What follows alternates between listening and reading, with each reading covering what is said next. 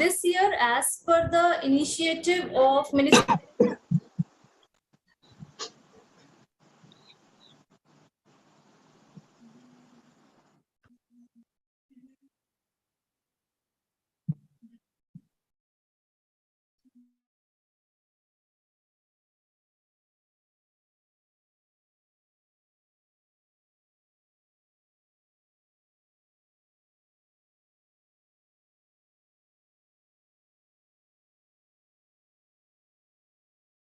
कोई दिक्कत है क्या निकिता जी?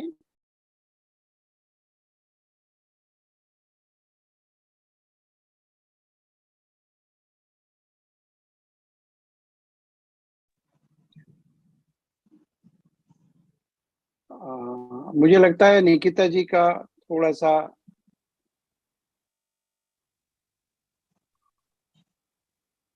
बोलने के बाद में साउंड खत्म हो गई। हाँ नहीं, वो उनका वो खत्म हो गया, मैंने वो नेटवर्क शायद प्रॉब्लम कर रहा है, तो जुड़ जाएंगे। आप शुरू, आप आगे कंटिन्यू करिए, वो आ जाएंगी जी। तो फिर दे दीजिएगा।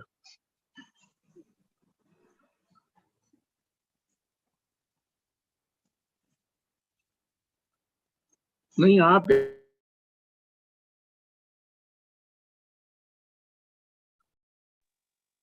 सर उनका कनेक्टिंग टू ऑडियो शो हो रहा है, ट्राई कर रही हैं। Okay okay.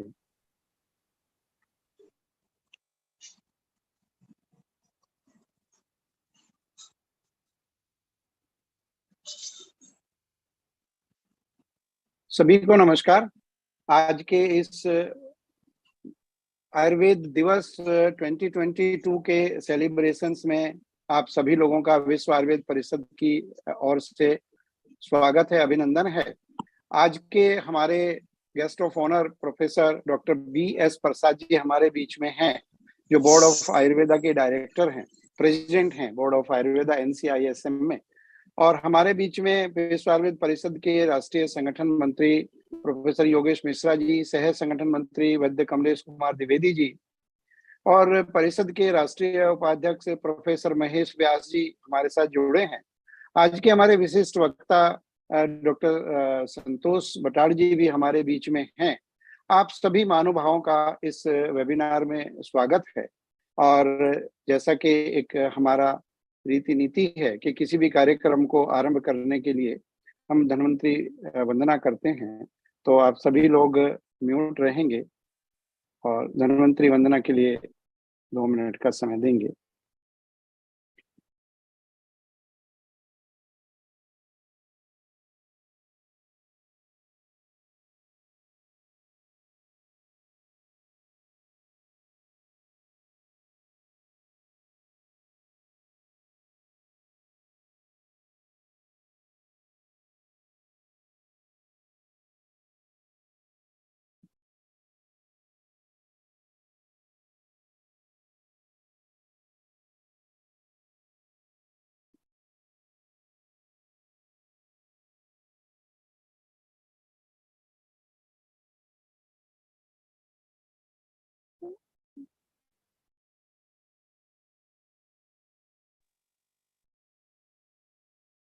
सर आज कुछ टेक्निकल प्रॉब्लम मुझे लग रहा है ज्यादा ही हो रही है, तो मैं महेश जी से निवेदन करूंगा कि धन्वंतरि वंदना आप ही आरंभ करा दें, या आप प्रेम शंकर पांडे जी हमारे बीच में हैं, तो मैं उनसे निवेदन करूंगा कि PS पांडे जी धन्वंतरि वंदना करें, अपने आप को अनम्यूट कर।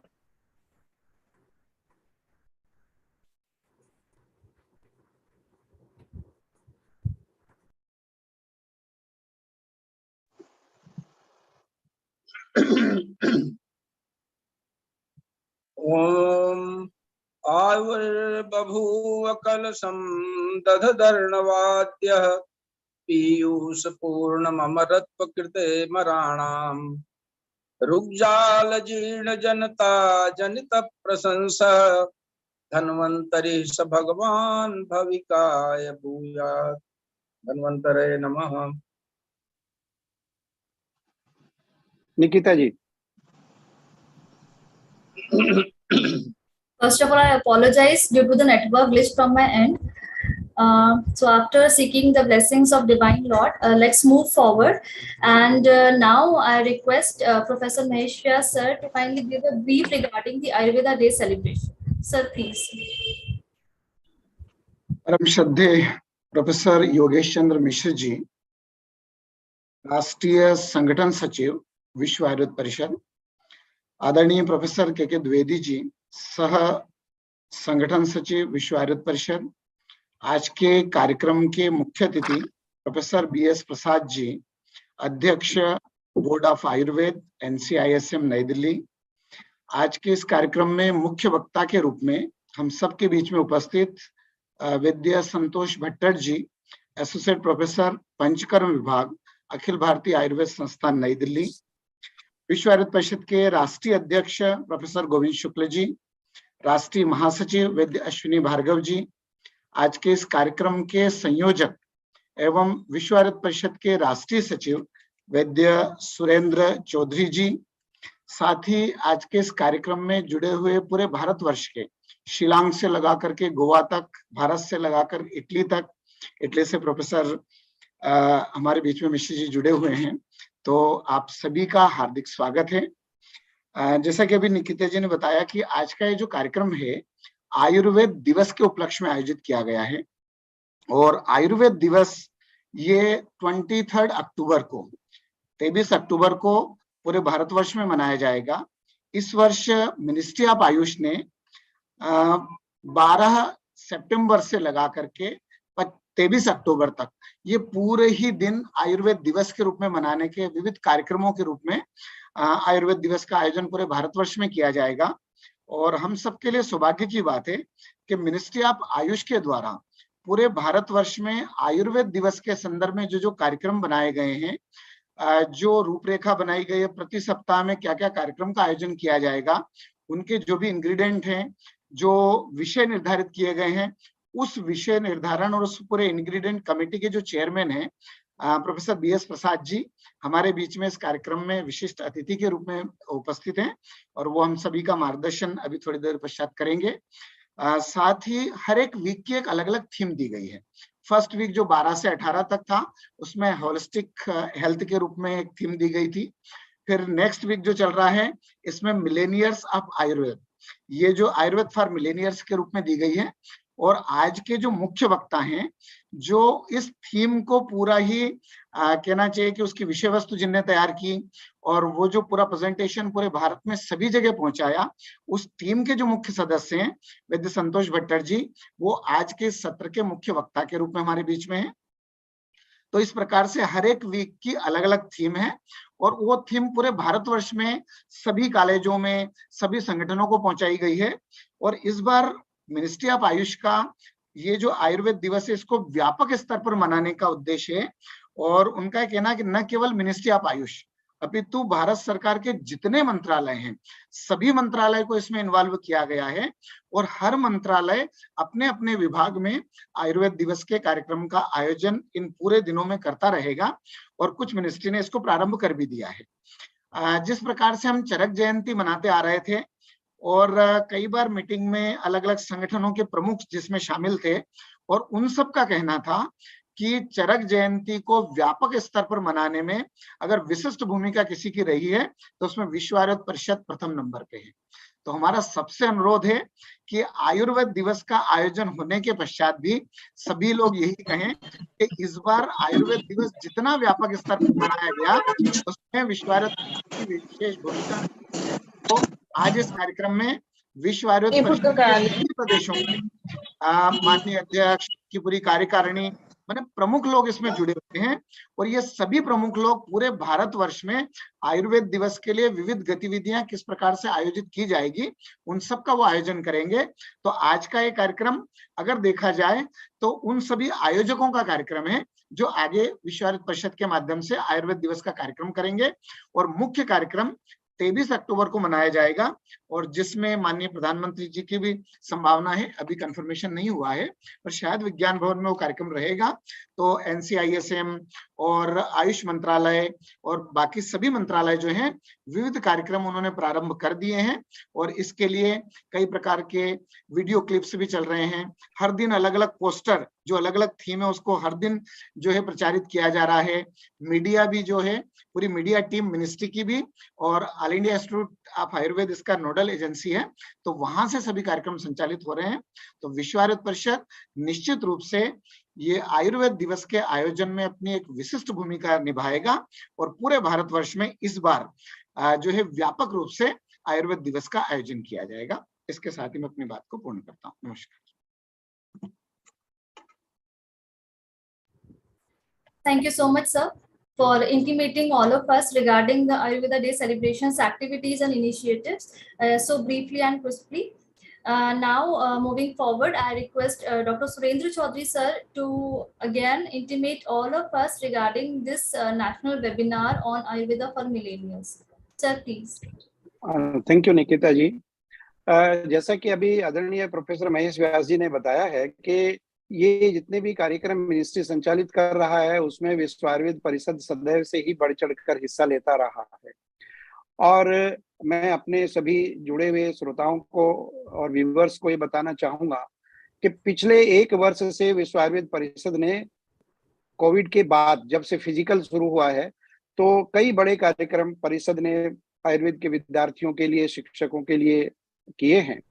और गवर्नमेंट की, मिनिस्ट्री ऑफ आयुष की या NCISM की कोई भी इस तरीके की आयुर्वेद को प्रचारित प्रसारित करने का कोई भी अगर योजना होती है, चाहे वो संजीवनी ऐप का रहा हो, चाहे कोविड के टाइम में प्रचार प्रसार का रहा हो, विश्व आयुर्वेद परिषद ने सदैव उसमें बढ़ चढ़कर हिस्सा लिया है।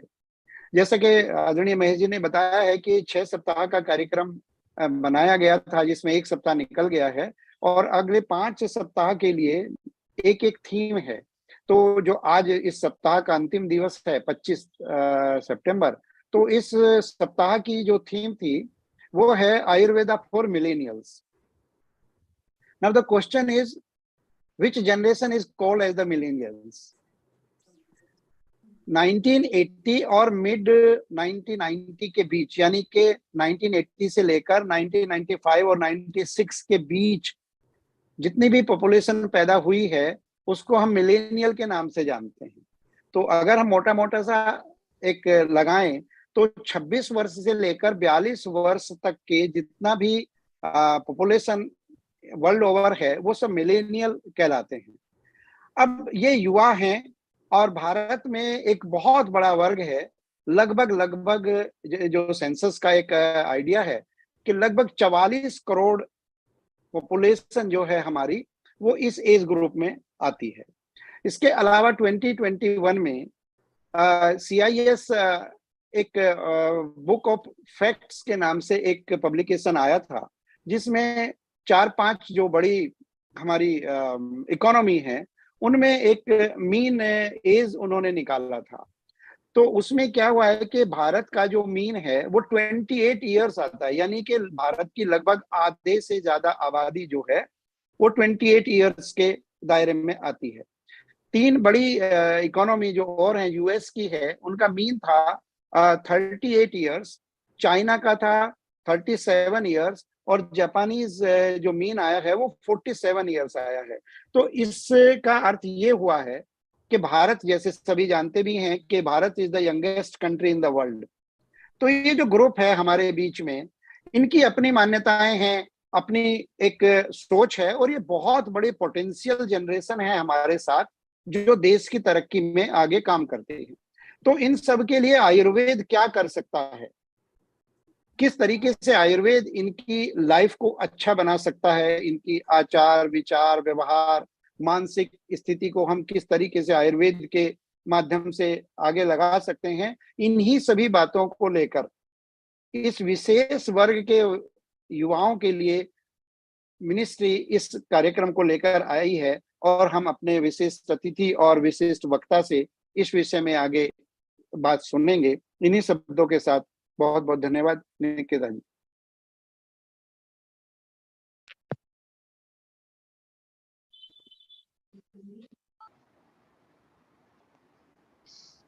अनम्यूट कर लीजिए निकिता जी।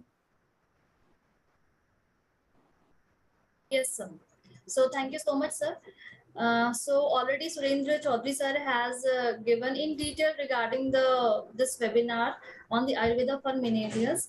So now moving forward, I request uh, Professor K.K. Dwivedi sir to invite our first distinguished speaker for the today's webinar, Professor B.S. Prasad sir. Sir, please. सबको प्रणाम।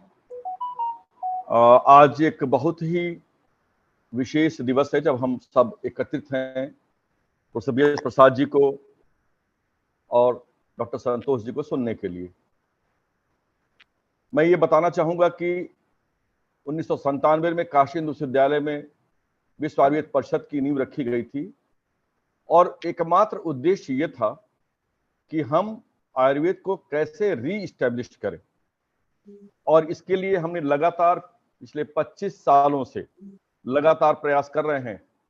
और आज मैं बड़े गर्व के साथ कह सकता हूं कि भारतवर्ष का एकमात्र ऐसा संगठन जो एकेडमिक रूप से सबसे स्ट्रांग और सबसे ज्यादा अपने संख्याओं वाला यह विश्व आयुर्वेद परिषद है।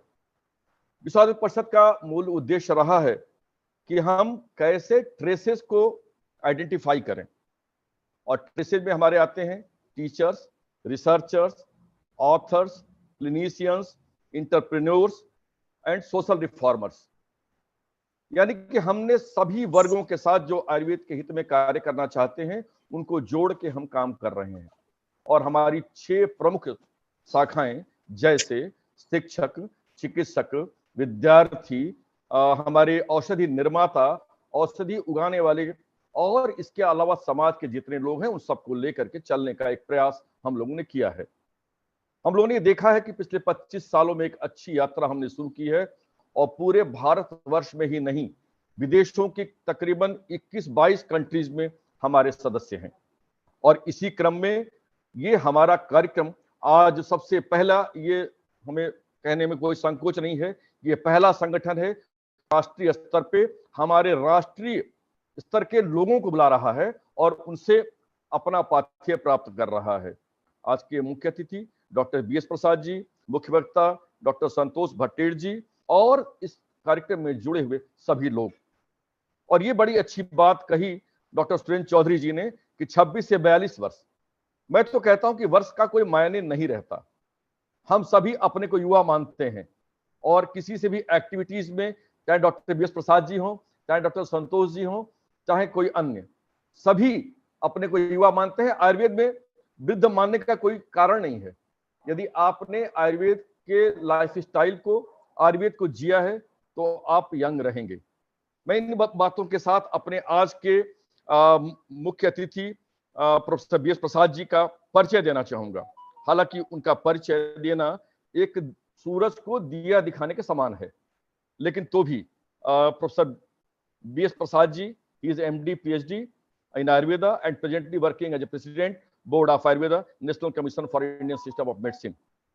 He has accomplished Ayurveda career which reflects 50 years of experience in various fields of Ayurveda, the clinical practice with super specialization in male infertility, Ayurveda research, teaching, medicine, manufacturing and administration.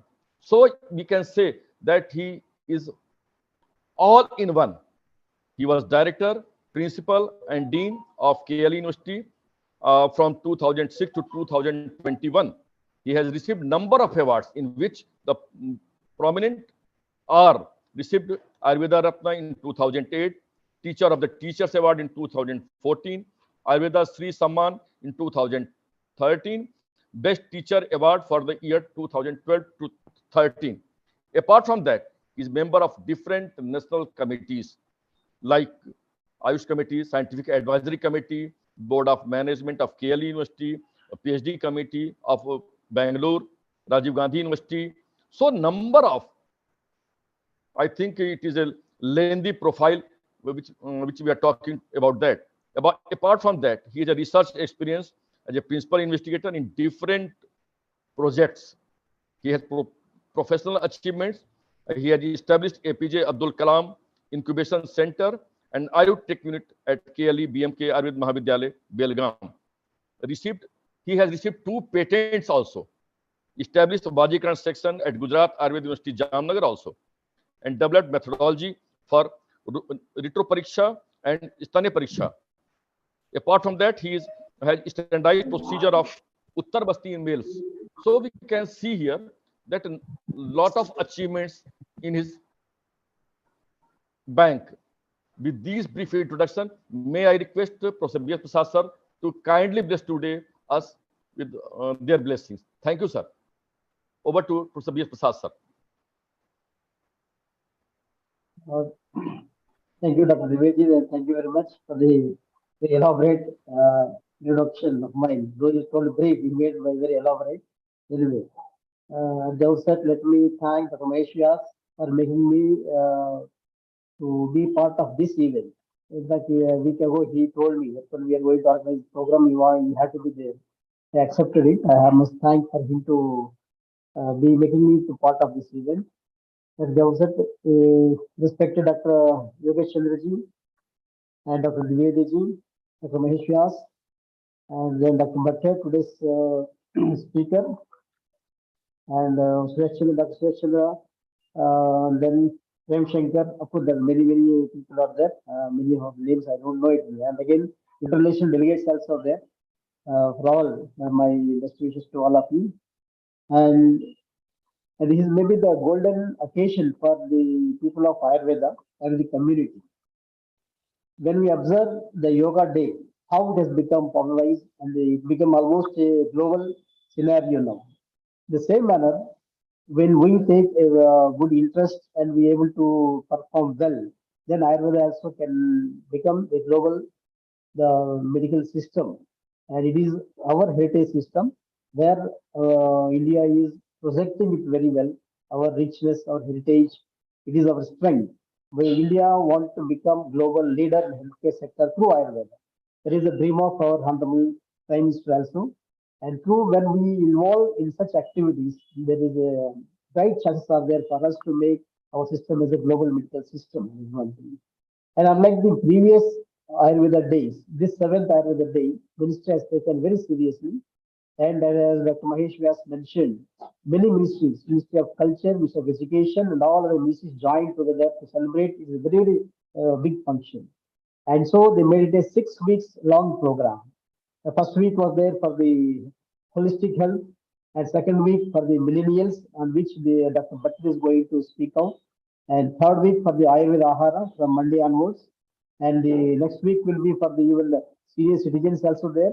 Then one more week for the sharing of experiences also, and then mental health well-being, and there and last one is sharing of experiences. This is also there now.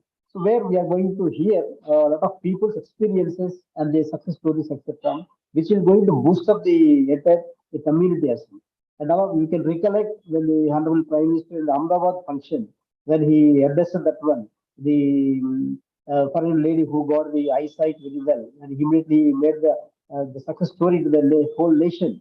And we can see the overwhelming response from the entire country, how they are appreciated the result of the Ayurveda. Likewise, when we able to hear the success stories, it is going to boost up the team.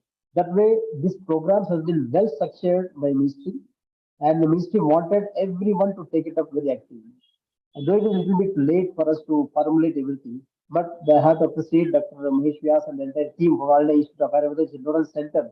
They have taken day and night and then brought out a very good e-kit, which has been already circulated, which is being taken up activities are going on now.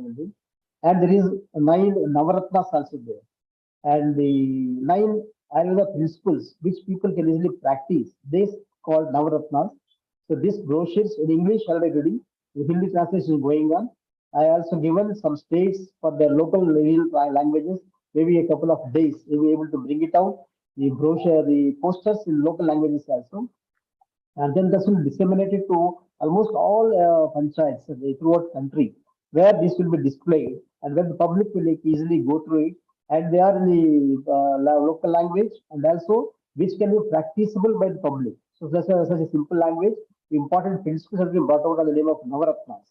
which is very, very good activity is going on to taking place. And this also is going to help a lot. When we observe even the Azadi Ka Amrit Mahotsav, and where the Ayush Ministry take it very seriously, and the NCSM also take a lot of interest, and we motivated all the colleges to take part in that one. We have given a target of 100 activities in each college, and so we projected 50,000 activities, and each one will have something. So we will have 50 lakhs to the total target to the population, the beneficiaries we thought. And our motivation, all the perseverance are there. We could be able to achieve nearly 42 lakhs of the beneficiaries we were able to achieve it. Though we are lagging behind, a little bit of around 8 lakhs are there. Maybe some institutes are not able to upload the data, etc. Actually, maybe we crossed the 50 lakhs also, but sometimes documentation was lacking or uploading of the data was lacking somehow. But we got received the 42, we have achieved the 42 lakhs of population or the beneficiaries. It's a great achievement. Another one, when I interact with the colleges, what they telling, the principals are telling, now we got a more visibility because of these activities are there. When you go into public and when you go to the activities, the more visibility, we are getting more response from the public and more patients are coming us, and there is more acceptance of the Ayurveda for the colleges. That way, they are able to express the benefit of the activity. Ultimately, our system, when we want to make it a mainstream of Ayurveda, then ultimately public has to accept it. Whatever we say is scientific, etc., whatever things are there, unless the public accept our system, we will not able to the go into as a mainstream activity. So we need to go to the public and see, convince the public that it is our system is very potential, very scientific valid, etc. In that way, these activities are going to help a lot there. Now, as we sort out activities, next coming week is their Ahara, and then senior citizens, and then mental well-being, and the experiences are there. This is going to take it very fastly and with very interest if we take it up and do it, so the public can be convinced it more and more, and so there will be more acceptance will be there, and hence our the system can be a mainstream medical system. Then only we can do it. So in this way, the complete programs is helping a lot there. And then we have to appreciate the ministries as well as especially all the Institute of Ayurveda and Mahesh and the entire team. They take a lot of interest and they're shaping it a very good extent. And the Navaratnas also going to be entire country. All these ones are there. So it's all collective activities. Definitely, our system is going to be mainstream activity. And I must appreciate all of you for joining here and taking part in this one. And as we all done the Azadi Ka Amrit Mahotsav very successful, I hope this also will be taken up very seriously and we make it a big event. And next coming, we can go to the international level. So that maybe this is the base for us to next go to the international level. That one. So with these brief remarks, I once again compliment all of you. Thank you all for the giving the opportunity. Thank you. Thank you so much, sir, for enlightening our listeners and the viewers regarding all the policies. And we are also thankful that you have spared the precious time and for your blessings as well. Thank you so much, sir, once again. Now, for the formal welcome of our second distinguished speaker, I request Dr. Namrata Madam to Namrata Joshi ma'am is from Varanasi, and I request ma'am to invite our second distinguished speaker, Dr. Santosh Bhattar sir, for his deliberation. Ma'am, please. Thank you, Dr. Nikita, for giving me this opportunity to brief about our keynote speaker of today's webinar. Today's keynote speaker is Dr. Santosh Kumar Bhattar ji. Dr. Santosh Kumar Bhattar sir has completed his post-graduation in Panchakarma from one of the prestigious University of India, IT Gujarat Ayurveda University, Jamnagar, after completing his graduation from Karnataka. He did his PhD from Dr. S.R. Rajasthan Ayurveda University, Jodhpur, and he has nearly 20 years of PG teaching and 10 years of PhD teaching experience. Sir has guided nearly 50 scholars, MD and PhD both, from all across the world.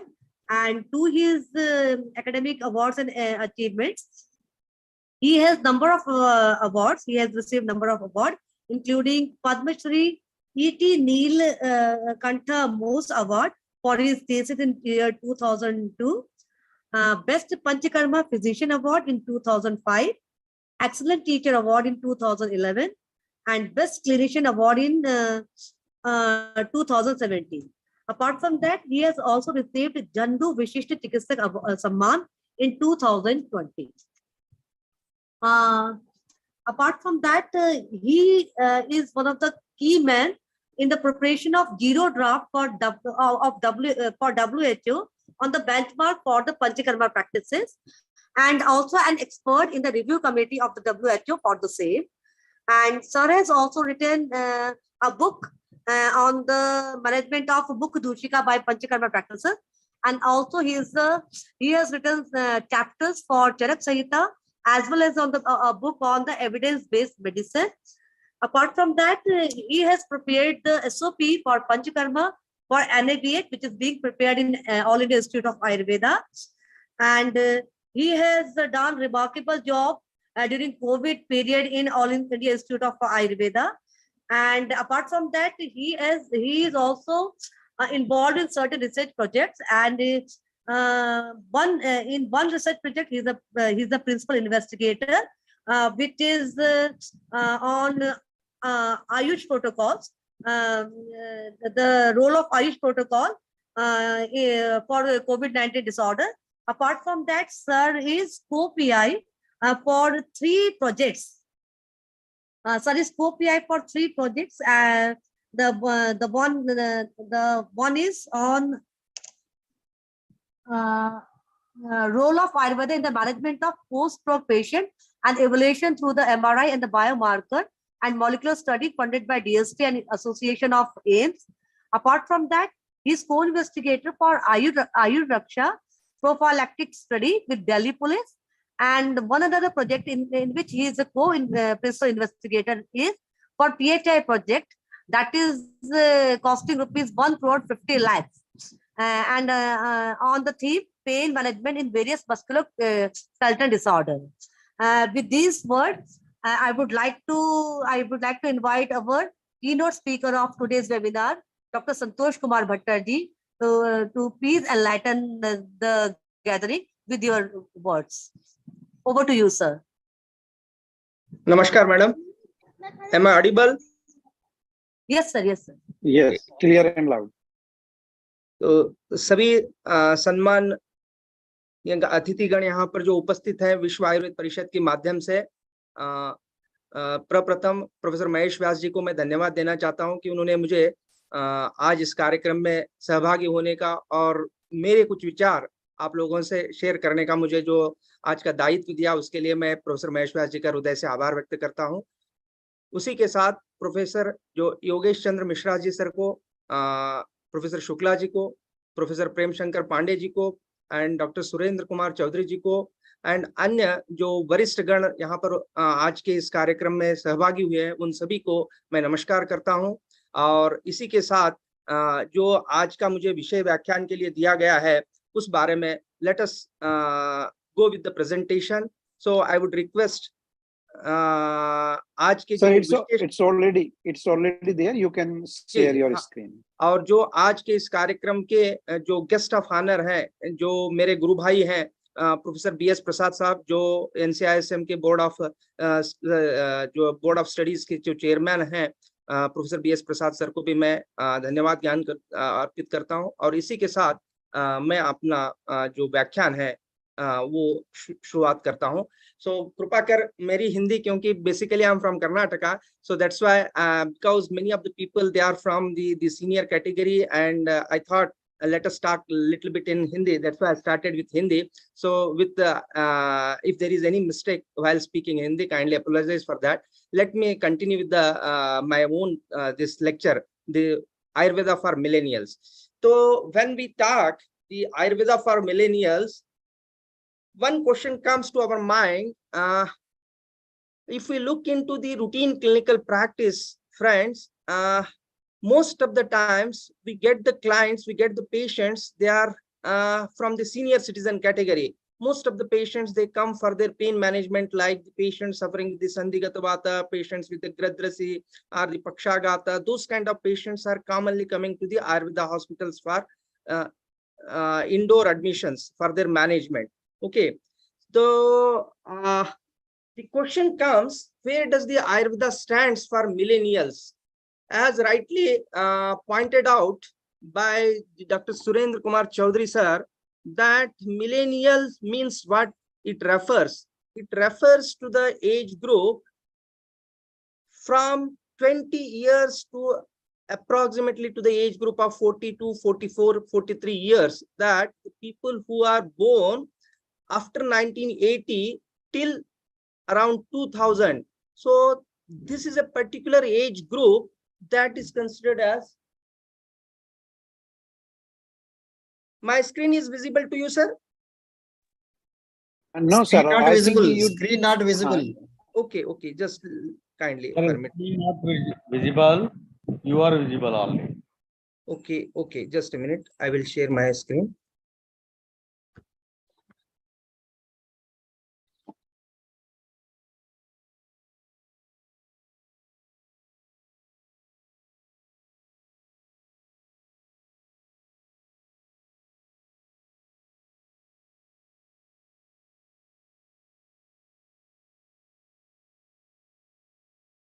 Now visible. Yes, it's visible.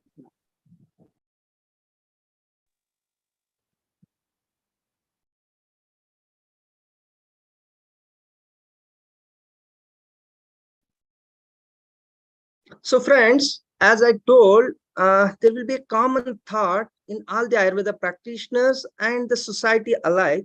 Many a times we get the patients or the clients who are basically are the senior citizens, and most of the times they tried so many different system of medicine, particularly the mainstream medicine, allopathy system of medicine, and then they thought, let us try once again, maybe as a last resort, they will come to the Ayurveda hospitals.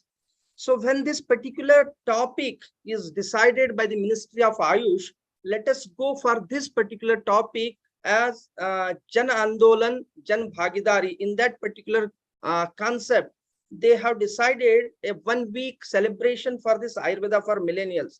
When this topic was given to us as a group, they all we sit together, and then a lot of discussion took place. Professor Mahesh Vyas was also there in that meeting, and then we started working upon that, and then so many things came to our mind, and which we have designed here, and that is already being circulated. The same thing I will be talking here, but I'll be just trying to give what was the backup behind this particular kind of preparation, that is Ayurveda for millennials. Friends, as it is mentioned by Dr. Surendra Chaudhary ji, that the India is an young country, the most youngest country in the world. Hope that all of you might have heard the word demographic dividend. Have you heard the word demographic dividend, sir? Yes, sir. So now the question comes, how to harness the India's demographic dividend? Demographic dividend refers to the economic development potential, and that is possible by utilizing the working age group population. So to make it more clear, as Professor Surendra Chaudhary ji mentioned, that the mean average age is around 28 years for the Indian population, and for the US it is around 37 years. So if we talk the actual population which comes in this productive age group, which is considered between the age group of 15 to 65 years in toto, that is considered as the most productive age group. As Professor K.K. Dwivedi sir was telling that everybody is young in Ayurveda, definitely, and most of the people who are participating here, they are under the 65 years, and definitely as the people who are practicing Ayurveda, who are adopting Ayurveda in day-to-day life, they are always young. So the question is how to harness the India's demographic dividend. That was came to my mind, and then we started writing on this, because how Ayurveda or Ayush in total, how it can contribute to the Indian economic development. That was the main thing that came to my mind. And when we started working on that, if you look into this slide, so approximately 65% of the population, that is between the age group of 15 to 64 years, and mainly from 25 to 54 years, the population consists about 42%. That is a huge population, and that is the main productive age group which can contribute to the economic development of the country. Now, this demographic dividend, it can be a demographic dividend, or it can convert into a demographic disaster also if this demographic dividend is not utilized by the proper education, by the skill development, and by insisting or by imbibing the value system in this particular age group. Then it came to my mind that Ayurveda definitely has an answer to harness this India's demographic dividend. And so far, generally, as in clinical situation I mentioned, most of the times the senior citizens are the age group of 60 years plus, they come for Ayurveda treatment. But there is a huge contribution that Ayurveda can give, particularly for this young age group. And then I started working upon this, and there are so many aspects which Ayurveda can contribute, particularly if we want this demographic dividend. So there are two important things. One is, the most important is the health. If this young generation is having health, then and then only it will be a productive. If they are unhealthy, then it will be a disaster. The second most important thing comes here is the education, and the third most important thing is a skill. So if Ayush or Ayurveda in particular, if we guide this particular youth in totality about the ahara, vihara, achara, and vichara, then definitely we can make this youth as a healthy, skilled, and value-based population, and which will definitely contribute to the nation for its economic development. So if we want to achieve this demographic dividend, the policies or the investment should be made for the health, for the education, for the skill, and the economic investment. These are the four pillars to achieve the demographic dividend, or to harness the demographic dividend. With this background, then I started working on that, our group, and we came up like there are 7 days were given from 19 to 25. Then we started like P7 or P5. If we provide this P5 to the youth, and naturally they will provide P2, that is performance with perfection, and automatically it will result into the economic growth. So with this background, I will proceed further, friends.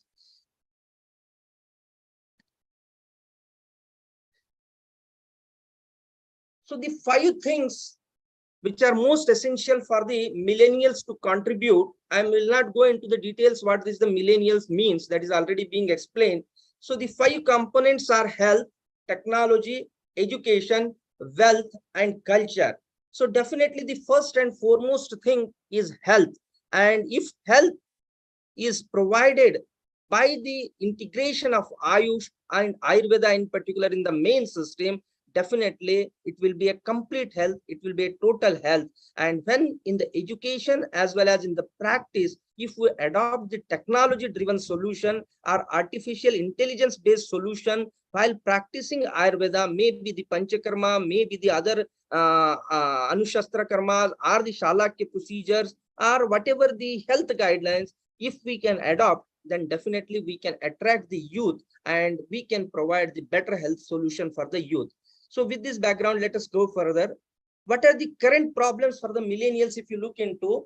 The first is the youth, they are lacking the nutrition. Either they fall in the category of undernutrition or the malnutrition. And basic reason is the altered lifestyle. And basic reason is the unconducive diet pattern. And the third one is the stress. All the youth, because of the work performance and because of the target oriented work, they are always in the stress. Apart from that, from the environment, the usage of pesticides in all the cultivation and the pollution because of the industrialization. So these are the 5 major hindrances which comes in the pathway of the youth to contribute the nation. So then I started working on this. Definitely Ayurveda is having an answer for that, all the 5 things.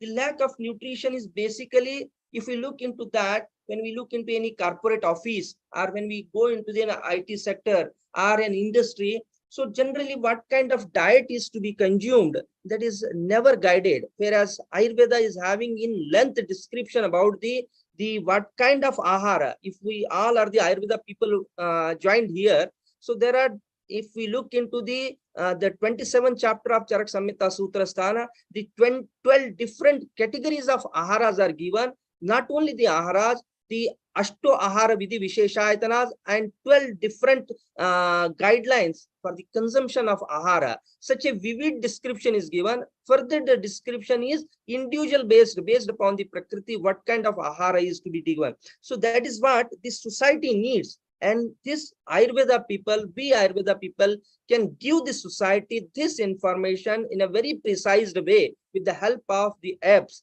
If we give this information, definitely the major factor of the malnutrition or undernutrition, maybe they are falling either in 90% of the people, they are falling in the Santarpanotta category, and some of them they are falling in the undernutrition or the Apatarpanotta category. Definitely with the involvement of the Ayurveda, we can guide them. The altered lifestyle, people don't know, particularly youth, when to go for the bed or early waking up from the bed, and the not to go for the daytime sleep. So many guidelines about the lifestyle or the value system that is they are lacking in their day-to-day life.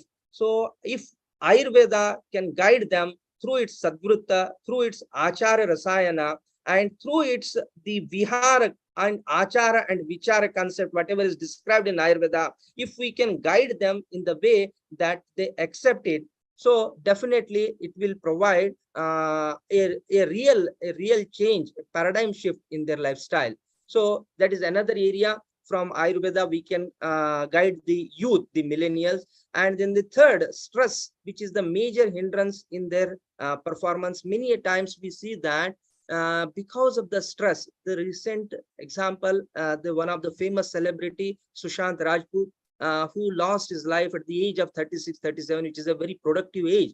And that is because he is a celebrity that all came to our notice. But every day, one or the other youth, they are going for the suicide, or there is a suicidal tendency because of loss of hope, because of lack of job, because of lack of opportunity, or because of frustration. So that is because one principle is described in Ayurveda, that is ishtasya alabhat labhat anishtasya upadahi paro hetu dukkha dukkashrayanam. So most of the times the youth, they don't know that the life is combination of both sukha and dukkha, the up and down. One phase will be there, the dark phase and the bright phase, both will go together. So if this kind of guidance from the Ayurveda, that if we can give them, apart from the management through the Medya Rasayana, through the Abhyanga, through the Shirodhara, and so many relaxation guidelines. And apart from that, the Dhriti Smriti Gyan, whatever is described in Ayurveda, that is considered as a psychological counseling. If we can give this guidance to the youth, definitely these people will work without stress. And by the usage of our specific drugs described under the Rakshogna Gana, so definitely we can overcome the usage of pesticides or the adverse effects of pesticides, and the simple practices which are as a part of Dinacharya. The best thing is the application of Sneha, which itself will prevent all the adverse effects of the pollution. Whether it is the application of Sneha on the head region, in the eyes, called as a Akshitarpana, in the Karna, called as the Karna Purana, Nasa Tarpana or the Pratimarshanasya, and the Sarvanga Abhyanga, especially the Hasta Padatala Abhyanga. If this is the Sneha application, one single coating of the Sneha, that will take every care of the pollution caused the health hazards. So in this way, the 5 hindrances which comes in the path of youth in their performance, that can be checked by the proper guidance or proper adoption of Ayurveda by this youth generation.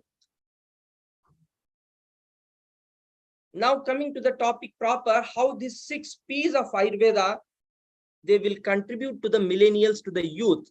So the first P, instead of taking physique, we mentioned it as a prosperity, because youth, they want to grow, they want a financial growth, they want an economic growth, and ultimately individual economic growth will contribute to the nation's economic growth. So first thing is prosperity.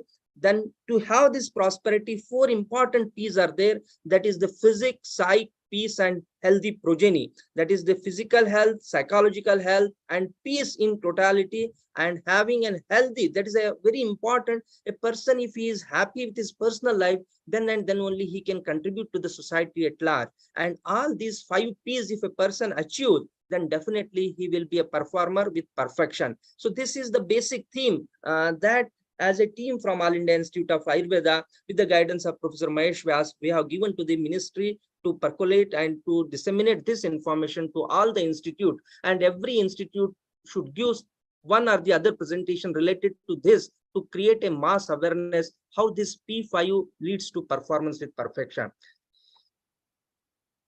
So friends, let us how we can guide the youth to come to Ayurveda. First thing is the prosperity. So generally people think Ayurveda, okay, is there any prosperity? Oh, no, it is a kind of a poor kind of practice is there. There is no kind of a charmness is not there. But friends, I will guide you how much possibility is there for the prosperity in Ayurveda. Just look into that. The entrepreneurship, All India Institute of Ayurveda is recognized as a host institute under MSME, that is the Ministry of Small and Medium Scale Industries, to develop this entrepreneurship through this startup. And even the Ministry of Ayush himself, they have given us an opportunity that to take up the startup. In this connection only, in this year 2022 only, in the March, April, an investment program took place at Ahmedabad, and where our all the ministers and everybody was there, and about 7,000 crore rupees investment was proposed at that time. So the entrepreneurship is a big upcoming area that the young people can be motivated to come for the entrepreneurship in Ayurveda. Just one example I would like to quote. Recently, I came across while taking an examination to the final year graduate BAMS student. She is about to complete her graduation. During her graduation itself, she has started an Ayurveda industry at the age of 23 years.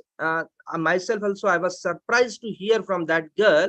And the important thing is, for her initial 25 lakh investment, she could get a subsidy of 25%. That is approximately 7 lakh subsidy she got, with the help of which she could hire the land and other things. And she has already started, and around 25 products she has brought to the market at the age of 23 years. So friends, this is a very big area that we can attract the youth, not only from the Ayurveda people, but there are many players in the society, the industry people, they can come up for the entrepreneurship. And the graduates of Ayurveda, if we motivate them, definitely there is a huge scope for the entrepreneurship. Coming to the foreign demand, as we all know that in the European and the US, there is a public demand. Leave the government or officials, as I was also a member for the WHO to prepare the benchmark document for the practice of Panchakarma. The WHO is definitely taking a key interest, and because of which now there is a center is going to establish. Already the inauguration is done at Jamnagar, the Global Center for Traditional Medicine. So there is a huge demand from the public for the use of, for the supply of Ayurveda herbs in the purest form. So that is another big area for the prosperity through Ayurveda. Then the export promotion. The government is taking every step for the promotion of the export of Ayurveda products. Now coming to the beginners, the startups, there are 5 different areas which initially we conceived. One is the product development, that is a pharmaceutical, any kind of product development, maybe in the form of a new innovation, the startup. So initially the government of India, if the idea is useful, or if there is a potential to convert, to develop it into an entrepreneurship, initially up to 15 lakhs, the government of India will contribute for the trial basis, and after that definitely it can land up into a entrepreneurship. Then the proactive instrumentation, Professor B.S. Prasad sir is here. So he has recently got a patent for the Vamana instrument. So there are so many instruments, particularly in the practice of Panchakarma, in Shalakya Tantra, in Shalya Tantra, in Prasuti Tantra, and not only this, even in the identification of herbs, etc., etc. So definitely with the help of technology-driven solution or with the help of artificial intelligence, definitely there is a scope to come up with the startups. Then the health application, that is a very big area, and hardly the Ayurveda people have entered into the development of the health application. Friends, simple, if we can prepare a diet guidelines based upon the individual prakriti, based upon the sara, so based upon the manasa status, so definitely we can provide n number of health applications to the society, and that itself can come up as a startup. Then the educational applications, for example, our Trivida Pariksha is there, Shadvida Pariksha is there, Dashvida Pariksha is there. Then now this NSDC, National Skill Development Corporation, which is under the Ministry of Skill, Government of India. So our Panchakarma technician course is already recognized as a skilled course by the NSDC. Now everywhere in the world, they have given from 1 to 10 level of skill, and this Panchakarma technician course is recognized at level 4. Similarly, now there are 7 to 8 other courses are also in pipeline to get recognition from the NSDC for the Ayurveda and Yogi courses. And in that way also, there are many applications that we can come up for the as a startup. Then the herbal cultivation, that is another big area for the startup. So these are the some areas where we can attract these millennials for their prosperity, for the economic growth of the individual, and in total, it will result into the economic growth of the nation. Now, there is another big area of the IPR. So recently, as is mentioned, that there are 2 patents for the Professor B.S. Prasad also. There are many people in the pipeline, and All India Institute of Ayurveda is again taking a strong step towards developing guidelines for the intellectual property rights. So these are some of the proactive measures for the prosperity, which we can guide the youth, the millennials from Ayurveda. Now coming to the one by one, how this prosperity, if we want to achieve, the first and foremost thing is a physical health.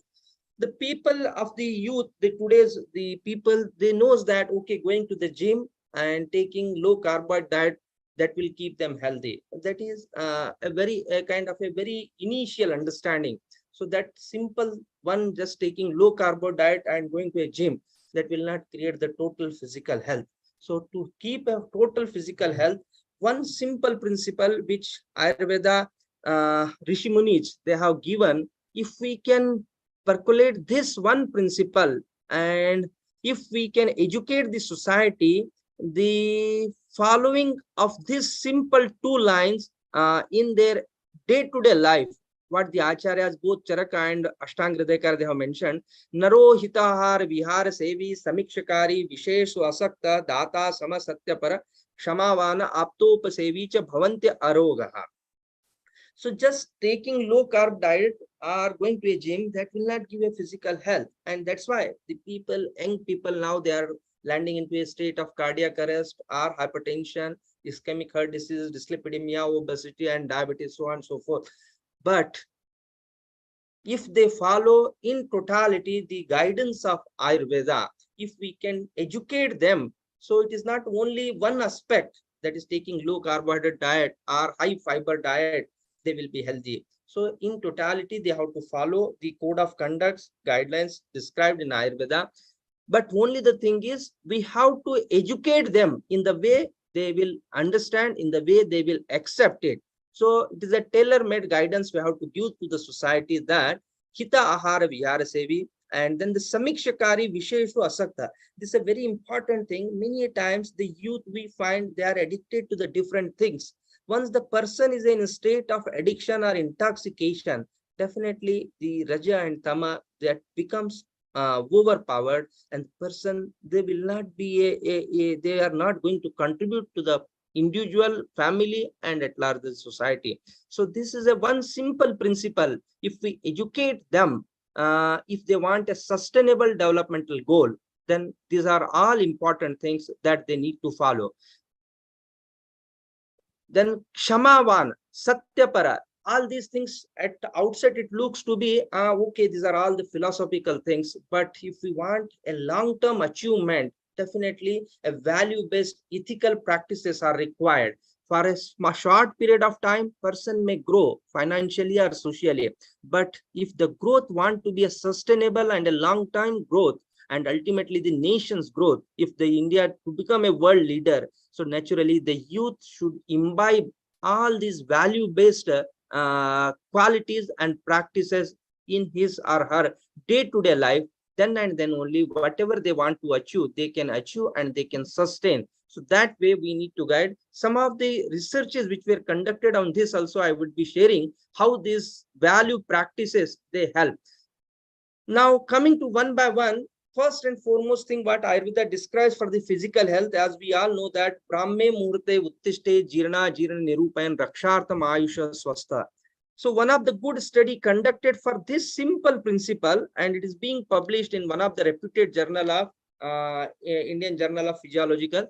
So where the study says that influence of early rising on performance, it tasks requiring attention and memory. That means if a person wakes up early, so his performance, particularly in the intellectual work, where the smart work is required, it is much better. So the simple thing, one simple correction in the life, apart from so many physical benefits, but the benefits which particularly requires at the key positions, that the intellectual or the cognitive functions or decision making, all those will be much better by simple waking up early in the morning, maybe between 4:30 to 5 or 5:30, it's okay, but little bit early in the morning, definitely it will help the person to have better memory, better intellectual performance.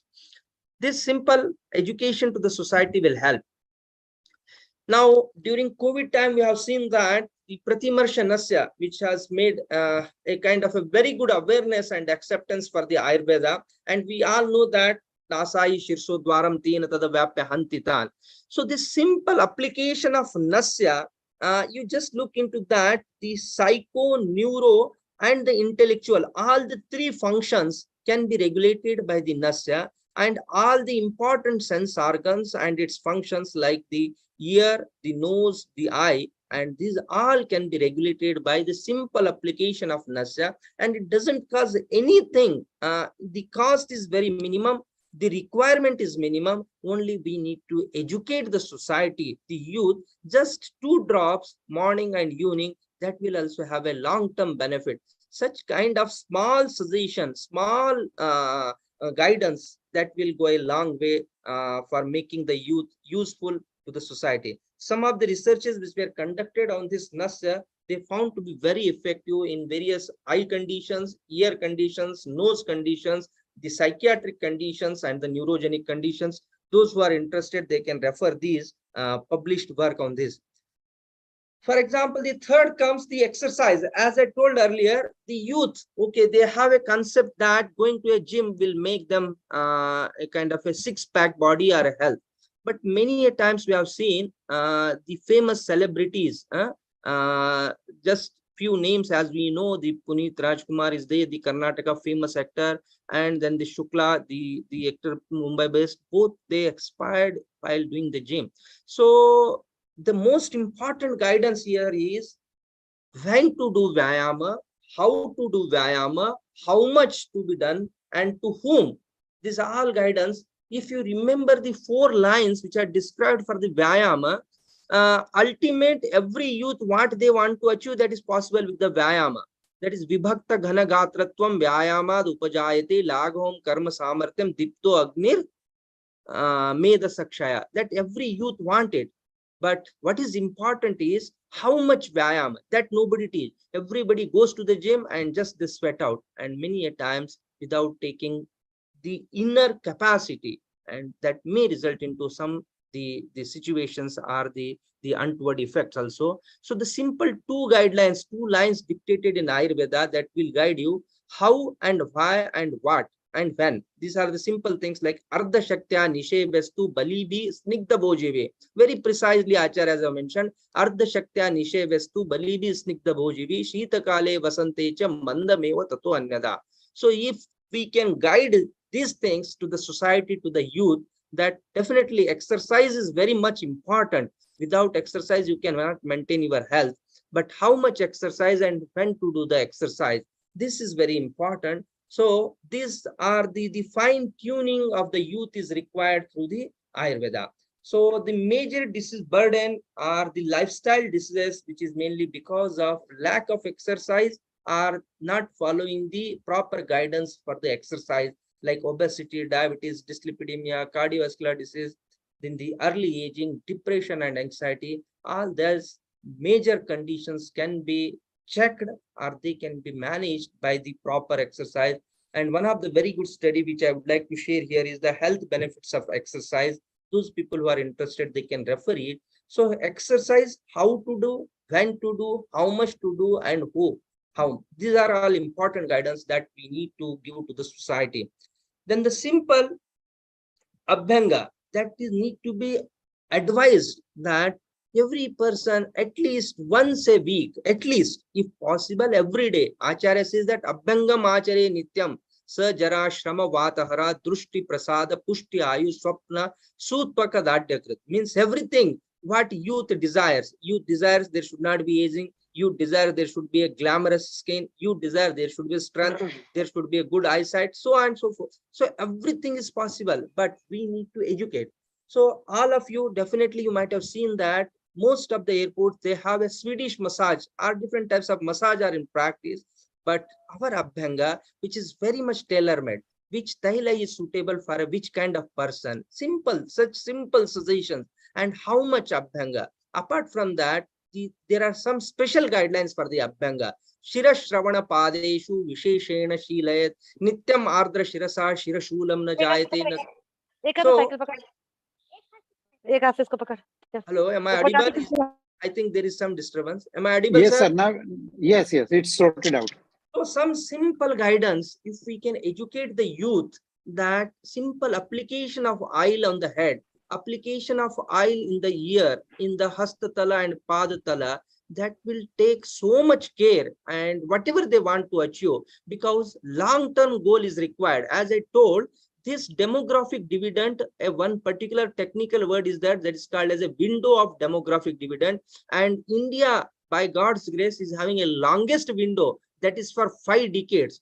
The demographic dividend started in the year 2005-6 and it will go up to 2055-56. And the peak will come between 2036 to 41. I think that's why the ministry has very well taken up this particular concept, that if we can penetrate the concepts of Ayurveda, the practices, simple practices of Ayurveda to the youth, and that youth, once they become physically, mentally healthy and peaceful, then definitely they can contribute to the demographic dividend. So this Abhyanga is a very simple practice. And if you look into the outcome of the Abhyanga, the scientific study says that it will result into enhanced vagal activity, thereby reducing the corticosteroids level, and thereby prevents many of the musculoskeletal and the lifestyle conditions. So these are the simple things that we need to educate the society.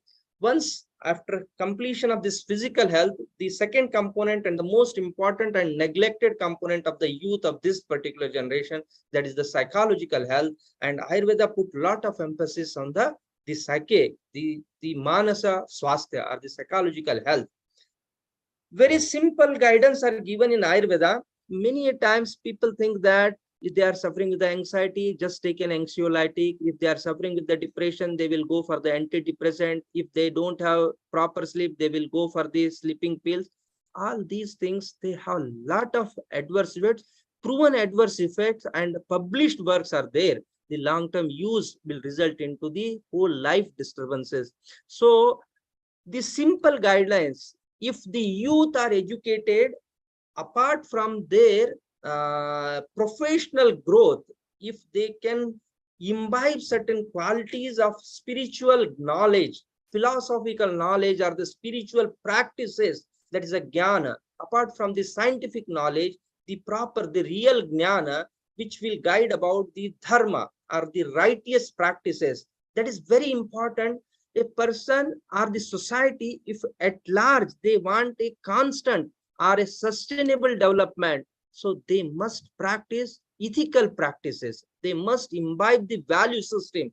There must be a dharma, then and then only they can achieve it. So short-term goal, the people may do anything, they may earn, they may get the name, fame, but in long run, it will not run. So one simple guidance to the youth, that along with whatever they are practicing, take care of your values, take care of your spiritual practices. The concept of dharma, concept of karma, if these things are also we are educating to the youth, and definitely it will help. And not only this, some sort of practices in terms of meditation, in terms of samadhi, or in terms of atma sakshatkara, which is very difficult to explain, which is very difficult to understand, but there are many studies which came up that the meditative phase will result into the changes in the brain activity, particularly the increased activity of the alpha waves. So in that way also we can educate the youth, apart from their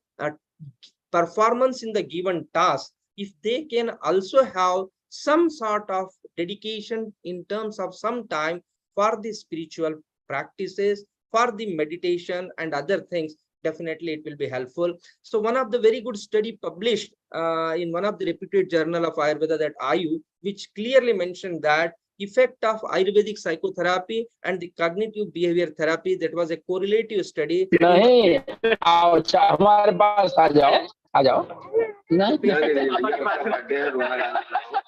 Kindly unmute, sir. Kindly mute.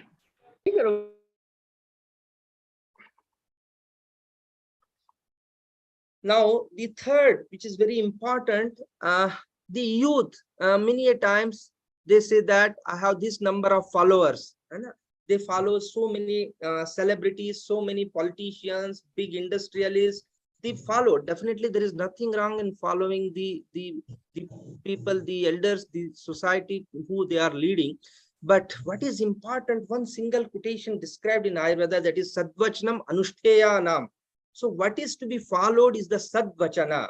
So simple, one simple thing. If we say that APJ Abdul Kalam, a great scientist, but some simple, one single line he has mentioned, sir has mentioned that if you want to shine like a star, then you have to burn like a sun. So the simple Sadvachana, many Sadvachanas are there. So if a youth practices one simple Sadvachana, for example, Bhagavad Gita says, Adveshtam Sarva Bhutanam Maitri Karuna. So some simple Sadvachana, at least if we can pass this message to the society, that apart from their whatever work they are doing, but at least incline themselves to one particular good thought, one good practice in their life. Keep that practice is must in their life, and definitely if they follow it, so that will create a good social harmony, because without social harmony, the country's growth cannot be accepted. The country cannot, we cannot expect that the country will grow without this social harmony. So this Sadvachana, the following of the Sadvachana is must for the social harmony. Then we have in length a description about the Achara Rasayana, and all we are from the Ayurveda fraternity. We know that if a person practices Achara Rasayana without taking any Rasayana also, he will get all the benefits of Rasayana intake. So the simple thing, when we read and when we preach, we feel that it's okay, it's okay just to tell the people. But there are studies, they prove that a person, if they practices all these things, their psycho, neuro, endo, and immunological axis, that complete axis will be regulated. Not only their physical health, but they have a good sensorial, good psychological health, and ultimately they will have a good social health. And all these contributes toward the growth of the country. So this simple Achara Rasayana, if you, one line I would like to quote here in the Rasayana context, apart from the Dirghamayu Smriti Meda Arogyam, but the one line what the Acharyas have mentioned for the Rasayana is Vak Siddhim Pranati Kantim Labna Lavate Rasayana. So just there are about 100 people who have joined in this webinar. So definitely you might have came across some people that whatever they says, many a times it becomes a fact. And we have seen our ancestors, they have seen, our Rishi Munis, they have seen. So that is all because of their practices, their value-based practices, their ethical practices. Then only the person will become, the words will become a kind of a rule. So that way, many times now the whole world is looking into our country, and many countries, for example, the recent, I would say that between this Ukraine and Russian war also, many people, they told ki, if our prime minister, if they interfere, the things will maybe there may be a conducive environment, there may be an amicable solution. So such a big thing, suppose this is possible when we practices the ethical things, when we practices the value based things. So that's what acharyas have mentioned, that but we need to percolate this particular concept in the society, in the youth, that they must adopt it. Not only just the financial growth, but the value-based growth is must for the sustainable growth. The prevention of misconduct, we have a concept of adharaniya and dharaniya vegas. The adharaniya vegas mainly for the physical health, but the dharaniya vegas, you just look into this dharaniya vegas. If we guide this, that the simple half line that will give a complete diction for the social health, social harmony. Lobha, shokha, bhaya, krodha, mana, vegan, vidharayat. So main problem of the youth, that there is a professional jealousy. They want that the professional competitiveness is there, that only I must grow. If they come, the concept of we, what our nation proposes, that sabka saath sabka vikas, that is all inclusive, the participatory, the teamwork, that's what Ayurveda proposes. So that's why if we propagate this particular concept to the youth, that in wherever they are working, let it be a participatory mode, let it be all inclusive mode, let it be divide of this greed, divide of grief, divide of anger, divide of ego, then definitely all together we can grow. All together we can grow. As the Veda Vakya says that, Ano Bhadra Krantavo Yantu Vishwata, let the noble thoughts flow from the nook and corners. So that way we need to educate our youth. This particular simple guidance from the Ayurveda can go a long way for the social harmony and at large the growth of the country. The social conduct, as I mentioned, one very good article I referred, that social relationship and health, a flashpoint for the health policy. See, the notion itself says that a flashpoint for the health policy. While planning the health policy, look into the social relationship. Many of the developed countries, they are lost because of the lacuna in the social relationship.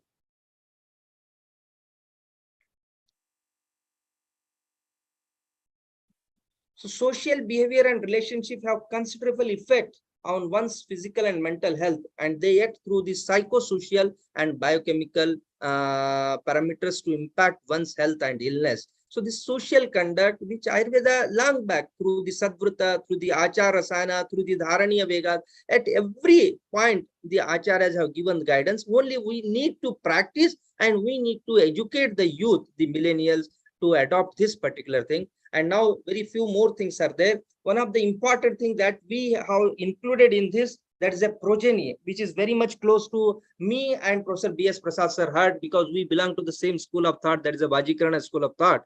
So a person can contribute definitely once if he is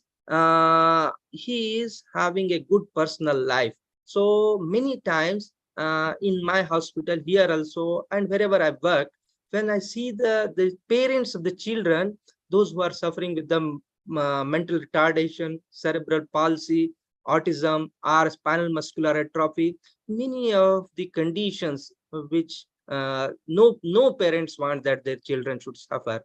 And just think that if the children is suffering with any of the such condition, so what will be the status of that family? How much financial loss? How much productive age loss? Not only that family, their whole nearby people, and ultimately it will result into the loss to the country's growth. If we think when it comes to a larger scale, definitely. So having a healthy progeny, this is the only unique concept which Ayurveda has propagated, and definitely there are many centers who they are practicing that pre-marriage guidance and pre-conception guidance, antenatal guidance, then postnatal guidance. So all these are very important and essential guidance which can attract the youth of the nation, because if the youth is having healthy progeny, definitely they will be more productive, their performance will be much better. So Ayurveda has given already the principles and practices that to achieve the healthy progeny, what should be practiced. I will not go into much detail, but we have all the detailed description, and there are good publication. This is a Germany-based publication that practical recommendations of the Germany wide healthy start for the young family network, so that the interested people can refer. We have the in-length description about the Garbhini Paricharya, which modern medicine or the present youth, they may not concentrate because both partners are working. Many times they just take a iron supplement and a calcium supplement and they will go to the work. But we have a very detailed description about the Masanumasik Paricharya, and I am very sure, and the All India Institute of Ayurveda has also prepared an SOP guidelines for this Masanumasik Paricharya or Garbhini Paricharya, how to practice it, and a big PHI project is also going on. Definitely it will come up with a very positive outcome, but the initial findings suggest that if a family adopts the Garbhini Paricharya, the progeny will be much healthier one. So that's why we need to educate the youth. If they adopt Ayurveda in their day-to-day life, they will have a healthy progeny also. The simple guidance are given what is to be consumed by the pregnant woman. And not only this, many times in my clinical practice, friends, I have seen many females aged about 30 to 35 years suffering with the rheumatoid arthritis. When I penetrate deep and then when I take the history in detail, and I found that many of the women, they have not followed this Sutika Charya, the simple application of Svedana that is not being practiced in many of the females, and then they develop this Amavata kind of presentation. So simple Sutika, just if think an young lady aged about 30 years, if she develops rheumatoid arthritis, naturally there will be a financial loss, there will be a personal life loss, then there will be the huge burden on the family, their productive age will be lost, so many things will happen. So simple adoption of these guidelines in the society will definitely help the female to have the good health after the delivery. So these are all simple guidance from the Ayurveda. If we can propagate in the society that how Ayurveda take care for the mother and child, and definitely we can help them to have a healthy progeny, and that will help the personal, the family, individual, and the society at large. So ultimately, Ayurveda helps to have the good physical health, good psychological health, then the peace in the mind, and the prosperity, and the healthy progeny. All these 5 P's will definitely results into the better performance with the perfection. Once the person is healthy at the level of physical, at the level of sensorial, mental, spiritual happiness is there, social well-being is there, and there is a prosperity, then naturally why a person don't want to perform? Definitely the person will perform with perfection, and that performance with perfection will result into the demographic dividend, that is the harnessing of the demographic dividend. That was the total purpose, that how Ayurveda will help for the millennials, and from these millennials how it can contribute to the country's growth. So ultimately the 4 basic aims of the living being, the dharma, artha, kama, moksha, for which, as Ayurveda mentioned, that arogya moolam uttamam. So Ayurveda is the only science which can give the in total health, physical, mental, social, spiritual, all the components of the health can be achieved by the proper practice of the Ayurveda. Only the thing is, we need to educate, we need to propagate the concepts and practices of Ayurveda to the society. In this way, definitely the Ayurveda for millennials, this particular concept which is came from the Ministry of Ayush, I think it is a very welcome concept, and the whole society, whole country will welcome it. And not only the country, as we have a concept of Vasudeva Kutumbakam, not only our own country, but whole world will recognize. And if youth comes to Ayurveda, if the Ayurveda fraternity can convince the youth, definitely the whole society will be benefited with this. So with this, I would like to conclude. I would like to thank the organizers, all the senior people who are joined today, and the president, vice president, and the members of the Vishwa Ayurveda Parishad. particularly Professor Mahesh Vyas ji, for giving me this opportunity to be a part of today's discussion. And I could see now many people have joined. If there are any queries, definitely I'll be happy to discuss further. So once again, thank you one and all.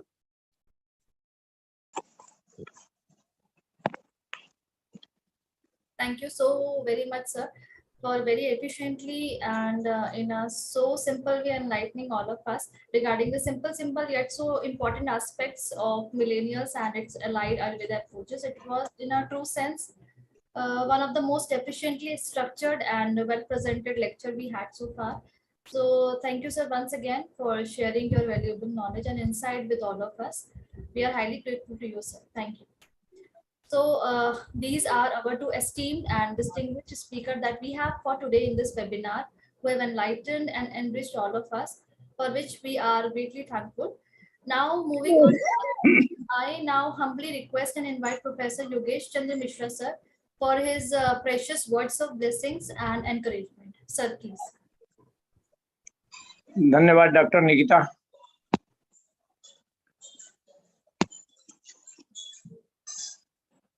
आज के इस webinar में उपस्थित doctor Prasad ji, doctor Bhattar जी, जो वक्ता के नाते हम लोगों का मार्गदर्शन किया, विश्व आयुर्वेद परिषद के सभी पदाधिकारी एवं कार्यकर्ता,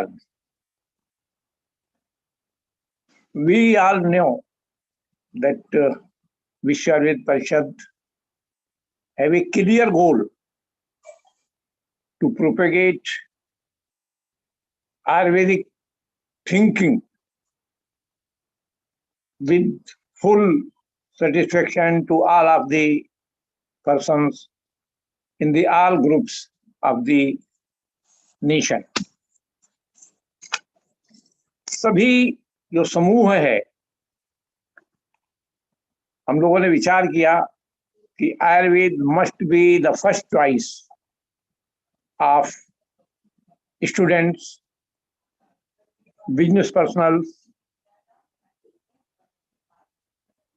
कृषक, पीजेंट्स, मातृशक्ति, लीडर्स ऑफ द नेशन। और हमको ये विचार करते हुए, आज हम जब विचार करते हैं तो हमको लगता है कि हम लोग इस क्षेत्र में सब प्रकार सफल हो रहे हैं।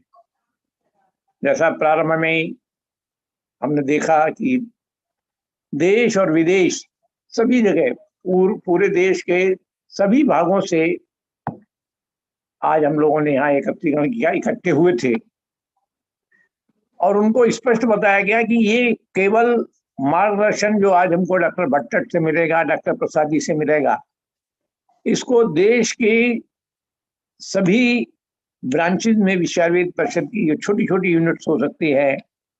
हम लोग जानते हैं कि विश्व आयुर्वेद परिषद ने अपने काम के प्रसार की दृष्टि से कुछ विभाजन किए।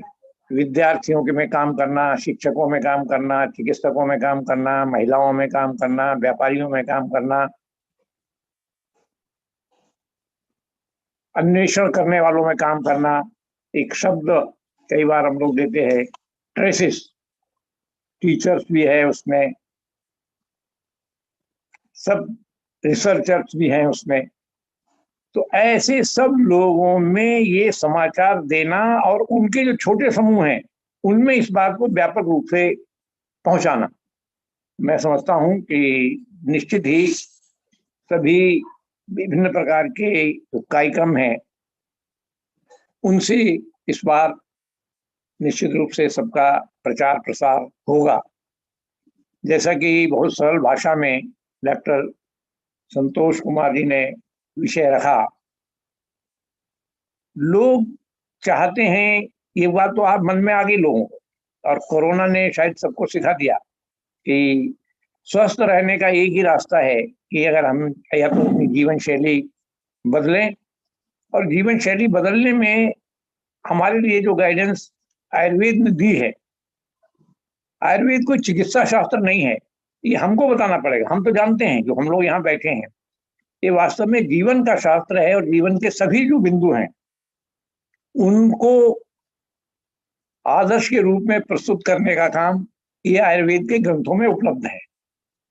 उनको छोटे छोटे ट्रैक्स में करके नई जो नीति आई है, कुछ स्थानों पर हम लोगों ने प्रयास भी किया है कि अदर देन आयुर्वेदिक कॉलेजेस, जो एजुकेशनल इंस्टीट्यूट्स हैं, उनमें आयुर्वेद के इन सिद्धांतों को, भाई मेस में भी भोजन करना है तो जो करना है भोजन, उसको कैसे करना, नातिष्णस्नियात, नातिस्निग्धमस्नियात, नातिरूक्षमस्नियात, मतलब ये जो बिल्कुल सरल बिंदु हैं, या जैसा डॉक्टर साहब ने चर्चा की अभ्यंग और व्यायाम, ये सब लोग हैं।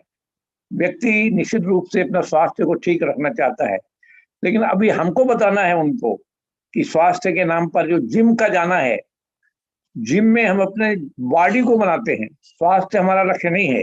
लोग देखें कि मेरी बॉडी कैसी हो गई, ये जो हमारे मॉडल्स हो गए हैं आज के युग में कुछ, वो उनसे हट करके तो सब ये आयुर्वेद के जो बिंदु हैं उनको, और उसमें भी मुख्य रूप से जो नैतिकता का बिंदु है, तो ये हमारे सभी, हम जानते हैं कि आयुर्वेद का बड़ा इस देश में अच्छा नेटवर्क हमारे माध्यम से नहीं, आयुर्वेद का नेटवर्क अपने आप है, उसको अब हम लोग भी उनको सबको प्लेटफॉर्म दे रहे हैं सबको, तो प्लेटफॉर्म के माध्यम से सबको ये ज्ञान पहुंचे।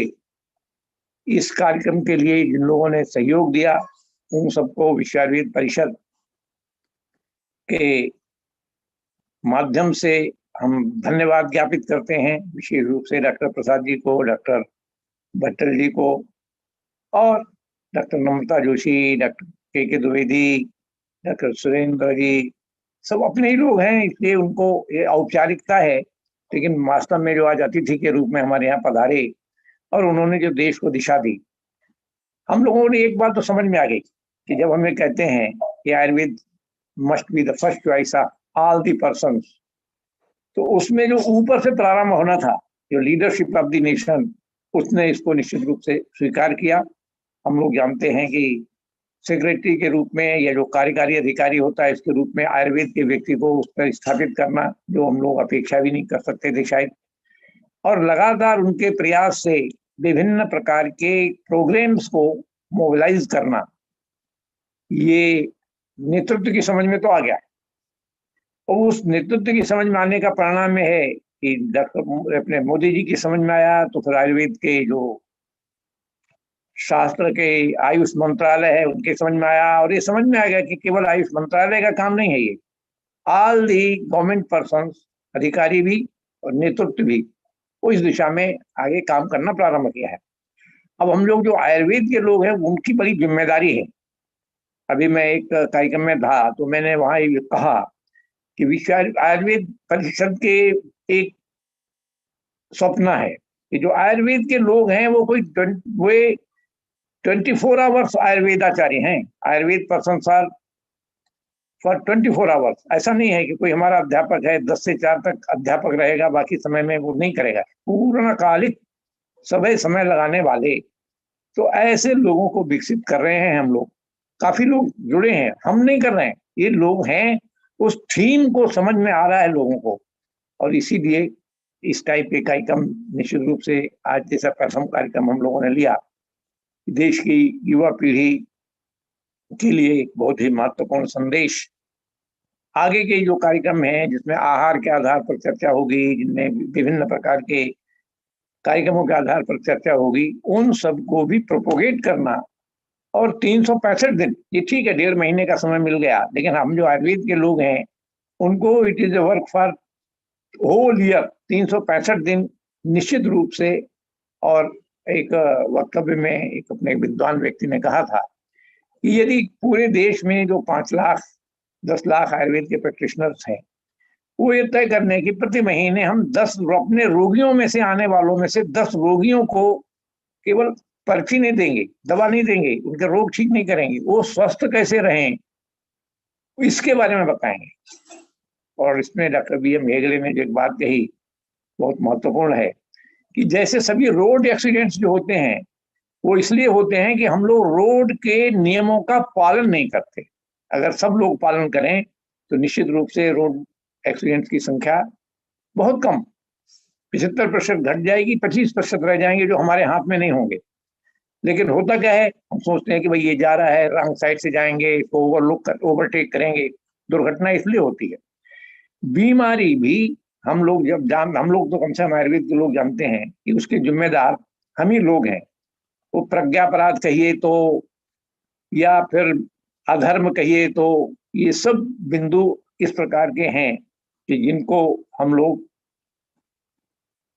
अच्छी तरह से जानते हैं। उनको प्रोपेगेट करने का ये जो आयुष मंत्रालय ने कार्य किया है, विश्व आयुर्वेद परिषद, ये सभी कार्यकर्ता मनोयोग से इस 1.5 महीने भी और इसके बाद के जो समय रहेगा, माने हम लोग इसको एक मिशन के रूप में लेंगे। और उस मिशन के रूप में लेंगे तो निश्चित रूप से आयुर्वेद फिर से पुनर्स्थापित होगा, जिस लक्ष्य को लेकर के हम लोग ने काम प्रारंभ किया था।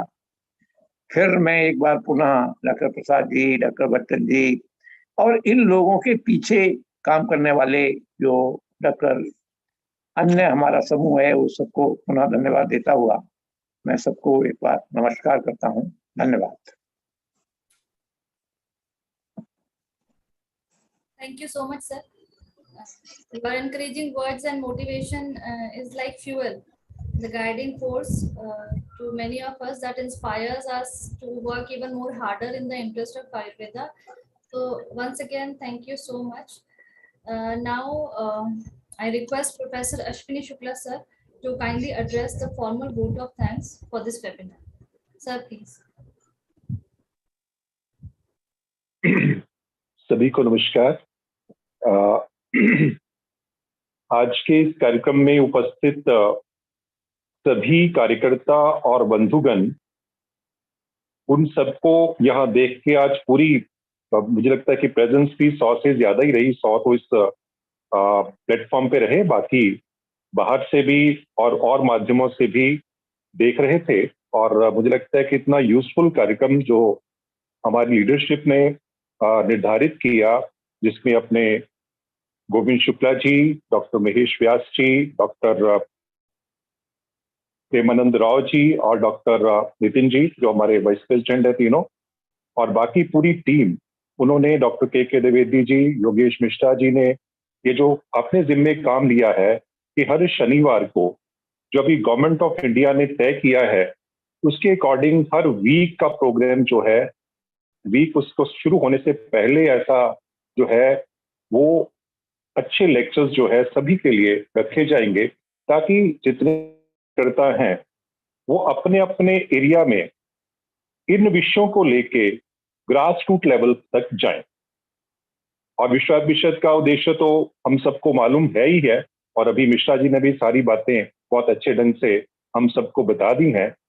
तो आज के दोनों ही वक्ता डॉक्टर BS प्रसाद जी, जो कि बोर्ड ऑफ आयुर्वेदा NCIMS के प्रेसिडेंट हैं, उनको भी मैं हार्दिक धन्यवाद देता हूं कि आपने आज हमारे बीच में आके अपने इस विषयों को सही ढंग से प्रस्तुत किया। क्योंकि सरकार की तरफ से जो काम चल रहा है, अभी हम सबके ऊपर बहुत बड़ी जिम्मेदारी आई है, बीइंग ए ऑर्गेनाइजेशन भी और बीइंग ए टीचर भी, कि हम लोग अपनी जो जनरेशन नेक्स्ट है, जैसे कि जो अभी हमारे स्टूडेंट्स हैं, उनको अच्छे ढंग से हम लोग डेवलप कर पाए। तो आप लोग जो विषय दे रहे हैं NCIMS की तरफ से, वो बहुत ही अच्छे विषय हैं, चाहे वो सिलेबस की बात हो, चाहे हर रोज आप अपने टीचर्स के ऊपर एक अच्छा चेक भी रखते हैं। कुछ इस ढंग की भी लेटर्स हमें मिलती हैं कि आपसे ये चीजें मांगी गई थी और आपने दी क्यों नहीं, अभी तक इतनी इनपुट देनी चाहिए।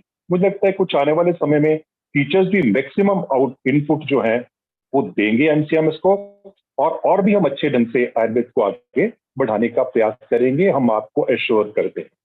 डॉक्टर संतोष कुमार भट्टर जी, जो कि एम्स में कार्यरत हैं पंचकर्म विभाग में, आपका तो आज का जो लेक्चर था वो सचमुच, जो आपने 5 पॉइंट्स जो हैं आप लोगों ने बैठ के तय किए हैं, वो रियली वो मिलेनियल्स हैं उनके लिए बहुत ही बेनिफिशियल हैं। और सारे विषय लगभग मैंने देखा कि आपने पूरा विषय जो है बहुत ही अच्छी ढंग से और सार गर्भित भाषा में आपने उसको रखा है। और ये सारा विषय मुझे लगता है कि जब हम इसको नीचे तक लेके जाएंगे और मासिस तक लेके जाएंगे तो उसका बेनिफिट जो है हमको आने वाले समय में विद इन 2-3 ईयर्स हम नीचे जो है चेंजेस देखने की संभावना हम सबको लगती है। तो आयुर्वेद को आगे बढ़ाने के लिए सरकार के जो प्रयास चल रहे हैं उसके लिए मुझे लगता है कि सरकार अकेले ये काम नहीं कर पाती है, क्योंकि उसके लिए संगठनों की आवश्यकता पड़ती है। संगठन में भी विश्वास परिषद की सोच जो है वो सिंपली इतनी है कि हाँ, जो भी कार्यकर्ता जुड़ता है कुछ ना कुछ देने के लिए आता है। यहाँ लेने की प्रथा जो है वो कम है, मिल तो अपने आप ही जाता है जो मिलना होता है। तो सचमुच ऐसे ही टीचर्स, ऐसे ही स्टूडेंट्स, ऐसे ही मैन्युफैक्चरर्स, ऐसे ही सभी ग्रोवर्स, ऐसे ही सब लोगों का जो ये समूह है वो हम सबको आगे लेके जाएगा। इतना सब कहते हुए मैं फिर से आप सबका धन्यवाद करते हुए डॉक्टर सुरेंद्र चौधरी जी, डॉक्टर जोशी जी, आप सबका मैं धन्यवाद करता हूं कि आपने इतना अच्छा प्रोग्राम जो है वेल ऑर्गेनाइज ढंग से आज रखा। इतना ही कहते हुए मैं अपनी वाणी को विराम देता हूं। धन्यवाद। धन्यवाद प्रोफेसर अश्विनी जी, आप हमारे राष्ट्रीय महासचिव हैं। और अभी हमारे बीच में प्रोफेसर पीके प्रजापति जी जुड़े हैं, उनका भी स्वागत है। प्रोफेसर पीसी मंगल जी जुड़े हैं, एसएन तिवारी जी जुड़े हैं, डॉक्टर गीता जी जुड़ी हैं और सभी अखिलेश श्रीवास्तव जी जुड़े हैं भोपाल से। तो जितने भी हमारे विशिष्ट लोग जुड़े हैं उन सभी का पुनः अभिनंदन। और एक सूचना ये है कि इन विषयों पर प्रत्येक सप्ताह इसी समय 8 बजे से ही, संभवतः रविवार को ही, और अगर किसी रिसोर्स पर्सन की उपलब्धता ना हुई तो शनिवार को, अगले पूरे 5 हफ्ते तक हम इन कार्यक्रमों को संचालित करेंगे। आप सभी लोगों से ये मेरा अनुग्रह रहेगा कि हमारे लिंक्स को फॉलो करें और इसमें जुड़ें। आज जैसा अभी अश्विनी जी ने कहा, लगभग 100 लोग जुड़े हैं और बहुत बड़ी बात ये रही कि अंत तक 98-97 लोग हमारे साथ में जुड़े रहे हैं। सभी लोगों का एक बार फिर से, और निकिता जी को अभी जाना था, बहुत अच्छा उन्होंने एक संचालन कार्यक्रम का किया, उसके लिए उनको भी बहुत बहुत धन्यवाद। और सभा के अंत में मैं प्रोफेसर महेश व्यास जी से आग्रह करूंगा कि वो शांति मंत्र के साथ आज की सभा को पूर्ण करें। प्रोफेसर व्यास जी। सर्वे भवन्तु सुखिनः, सर्वे सन्तु निरामयाः, सर्वे भद्राणि पश्यन्तु मा कश्चित् दुःखात् भवेत्। भवेत्। शान्ति शान्ति शान्ति